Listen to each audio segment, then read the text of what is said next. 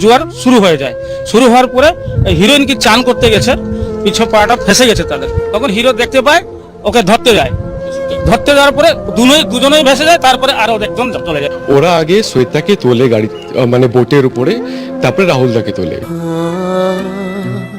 Shooting করতে গিয়েই শেষ হলো এক জীবনের গল্প।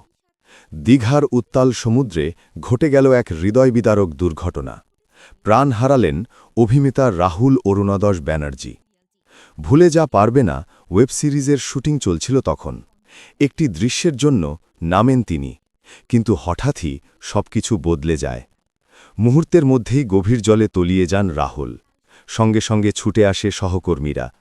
উদ্ধার করে তীরে আনা হয় তাকে। চেষ্টা করা হয় শেষ পর্যন্ত, কিন্তু বাঁচানো গেল না। সেই মুহূর্তেই যেন থেমে গেল সবকিছু। শুটিং সেট জুড়ে নেমে আসে নিস্তব্ধতা, আর বিনোদন জগতে ছড়িয়ে পড়ে শোকের ছায়া।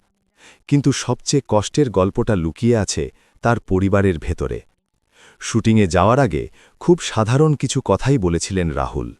হাসিমুখে স্ত্রীকে বলেছিলেন, এই কাজটা শেষ করি, তারপর তোমাদের নিয়ে দীঘায় ঘুরতে আসব। ছোট ছেলেটার জন্যেও ছিল আলাদা পরিকল্পনা।